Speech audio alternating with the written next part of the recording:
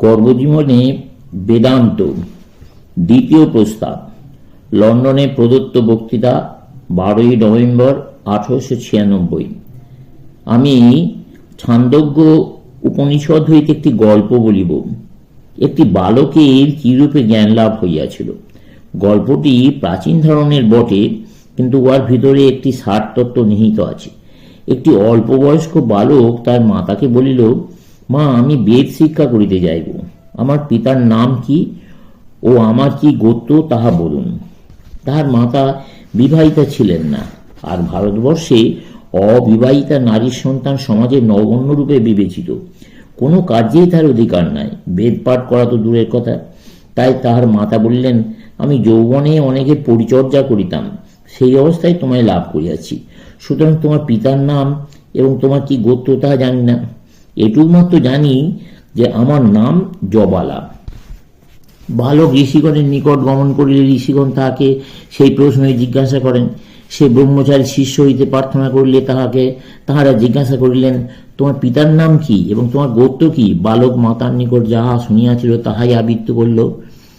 অনেকেই উত্তরে সন্তুষ্ট হইলেন না, কিন্তু তাহাদের মধ্যে একজন বললেন, বৎস, তুমি সত্য বলিয়াছ, তুমি ধর্মপথ হইতে বিচলিত হও নাই। এই সত্যবাদিতাই ব্রাহ্মণের লক্ষণ। অতএব তোমাকে আমি ব্রাহ্মণ বলিয়া গণ্য করিলাম, তোমাকে শিষ্য করিব। এই বলিয়া তিনি তাহাকে আপনার নিকটে রাখিয়া শিক্ষা দিতে লাগিলেন। বালকের নাম রাখিলেন সত্যকাম, অর্থাৎ যে সত্য কামনা করে। প্রাচীন শিক্ষা প্রণালী অনুসারে সত্যকামের শিক্ষা হইতে লাগল।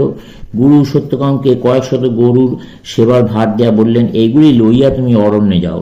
যখন সর্বশুদ্ধ সহস্র গরু হইবে তখন ফিরিয়া আসিবে।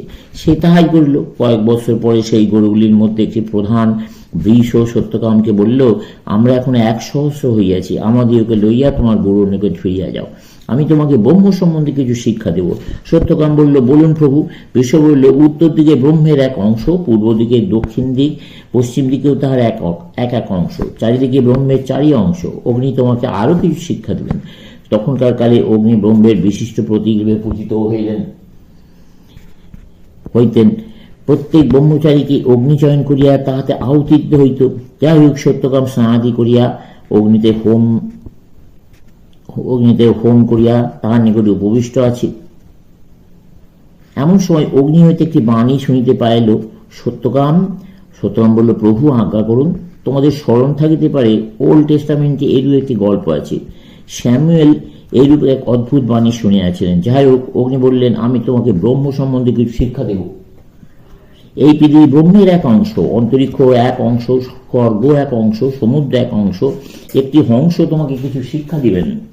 একটি হংস এতদিন আসিয়া সত্যকামকে বলল, আমি তোমাকে ব্রহ্ম সম্বন্ধে কিছু শিক্ষা দেব। হে সত্যকাম, এই অগ্নি তুমি যাহার উপাসনা করিতেছ তাহা ব্রহ্মের এক অংশ, সূর্য এক অংশ, চন্দ্র এক অংশ, বিদ্যুৎ এক অংশ। মদগু নামক এক পক্ষী তোমাকে আরো কিছু শিখাইবেন। একদিন সেই পক্ষী আসিয়া তাহাকে বলিল, আমি তোমাকে ব্রহ্ম সম্বন্ধে কিছু শিখাইব। প্রাণ তাহার এক অংশ, চক্ষু এক অংশ, শ্রবণ এক অংশ, মন এক অংশ। তারপর বালক তার গুরুর নিকট উপনীত হইল।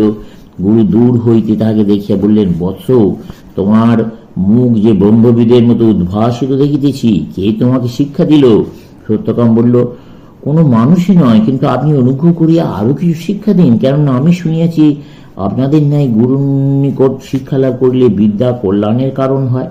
দেবতাগণ পূর্বে তাকে যে শিক্ষা দিয়াছিলেন, ঋষি তাকে সেই শিক্ষাই দিলেন। বালক গুরুকে ব্রহ্ম সম্বন্ধে আরো উপদেশ দেওয়ার জন্য বলল। তিনি বললেন, ব্রহ্ম সম্বন্ধে কিছু তো পূর্বেই জানিয়াছ। এই সকল রূপক ছাড়িয়া দেয়া বিশ্ব কি শিখাইল, অগ্নি কি শিখাইল, আর সকলে কি শিখাইল, এসব কথা ছাড়িয়া দিয়া যদি আমরা লক্ষ্য করিয়া দেখি, তবে বুঝিব চিন্তার গতি কোন দিকে যাইতেছে। আমরা এখানে এই তত্ত্বের আভাস পাইতেছি যে এই সকল বাণী আমাদেরই ভেতরে। আমরা আরো অধিক দূর পাঠ করিয়া গেলে বুঝিব অবশেষে এই তত্ত্ব পাওয়া যাইতেছে যে ওই বাণী বাস্তবিক আমাদের হৃদয়ের ভিতরেতে উত্থিত। শিষ্য বরাবরই সত্য সম্বন্ধে উপদেশ পাইতেছেন, কিন্তু তিনি ইহার যে ব্যাখ্যা দিতেছেন, অর্থাৎ উহা বাহির হইতে পাওয়া যাইতেছে, তা সত্য নয়। আর এক তত্ত্ব পাওয়া যাইতেছে, কর্মজীবনেই ব্রহ্ম উপলব্ধি এবং ব্যবহারিক জীবনে ব্রহ্মজ্ঞানের প্রয়োগ।